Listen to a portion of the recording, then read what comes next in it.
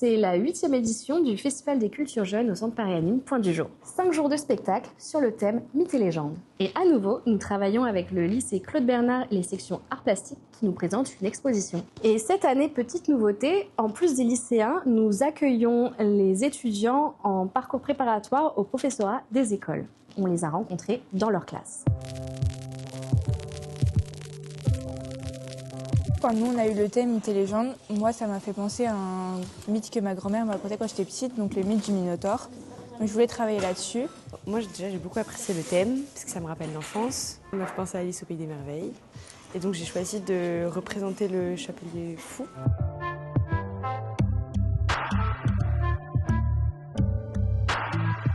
Moi mythes et légendes, au début je me suis dit ok bizarre. Et en fait quand j'ai eu tout ce que tous les autres prenaient, par Noël direct, ça m'a apparu comme ça.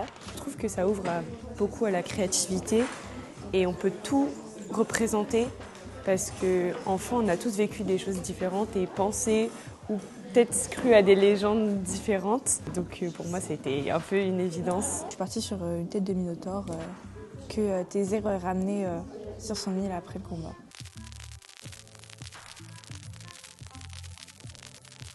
Je voulais vraiment une sculpture, mais j'en fais pas du tout de base, donc c'était vraiment la première fois, donc il fallait que je réfléchisse un peu comment faire. Donc j'avais fait pas mal de croquis et je voulais la présenter sur une sorte de plateau d'argent pour la symbolique de il la ramène sur un plateau d'argent. Après j'ai pas été très smart parce que j'ai fait tous les éléments un par un du coup, et en fait ça tombe beaucoup parce que c'est très lourd et j'aurais dû les accrocher avant. C'est plein de petits défauts de fabrication. Et donc à la base, quand je l'avais fait chez moi, il était totalement entier. Il avait 2 oreilles, 2 cornes sur sa tête, ce qui n'est plus le cas aujourd'hui. Du coup, j'ai peint comme si c'était des briques. Et en fait, l'idée, c'est de faire sortir les bottes, comme si le Père Noël, il n'arrivait pas un peu à rentrer dans la cheminée, etc. Et donc là, je suis en train de faire les papiers cadeaux. L'idée, c'est d'avoir plein de cadeaux qui sortent un peu, voilà, pour avoir vraiment ce côté amusant et un peu cartoon sur le projet. On a réalisé donc des linogravures où on a retranscrit notre travail. Par exemple, là, c'est le travail de Léa. Donc, elle a refait sa cheminée. Les gens, par exemple, qui vont venir, ils vont pouvoir jouer tout en observant toute notre collection d'œuvres. Parce que du coup, on va imprimer 2 fois la linogravure et ça permettra aux gens de jouer au memory. Donc, c'est ludique et c'est pédagogique parce que ça a un lien du coup avec mes études. Pour devenir prof des écoles, c'est quelque chose qu'on pourra réemployer après. J'avais jamais exposé de mon travail. C'est un peu stressant, je pense. On n'est pas assez fiers souvent de ce qu'on produit. On ne sait jamais si c'est assez bien, alors qu'en soi, tout est subjectif. Ça se trouve, personne ne va reconnaître et ce sera triste, mais j'espère pas.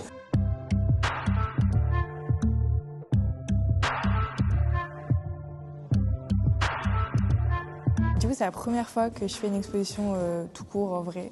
Parce que la seule petite exposition que j'avais pu faire, c'était aux Portes Ouvertes l'année dernière. En vrai, je suis plutôt contente que ce soit cette pièce-là parce que c'est vraiment une pièce que j'aime bien, où j'ai énormément travaillé dessus. Donc je suis très contente et un peu excitée de voir ce que ça va rendre au final. Moi, je trouve ça trop fun, c'est super sympa de pouvoir montrer les projets qu'on fait ici au lycée Claude Bernard. Donc franchement, moi je suis pas très créative de base et là justement ça permet de travailler sur autre chose. En plus des choses que, comme on l'a choisi, on connaît ce qu'on travaille. Du coup, c'est trop bien. J'aimerais bien qu'on apprécie à peu près la façon dont j'ai pu représenter les choses et qu'on soit peut-être indulgent et aussi qu'on fasse preuve de créativité et aussi, pourquoi pas, ça peut aussi créer un sentiment de nostalgie et ça peut être pas mal.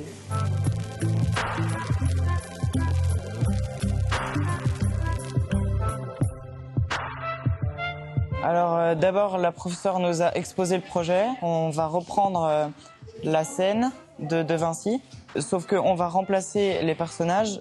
C'est-à-dire que moi, par exemple, j'ai pris le personnage de Spider-Punk. C'est un personnage qui m'inspirait et on m'a souvent dit que quand j'avais les cheveux noirs que je lui ressemblais, du coup j'ai choisi Cléopâtre. Moi j'ai choisi Jules César parce que c'est quelqu'un qui m'inspire, c'était un empereur et ça allait bien avec Cléopâtre aussi. Donc. Là du coup on a apporté nos déguisements on va dire pour faire, je crois que c'est un avant-goût de la photo finale.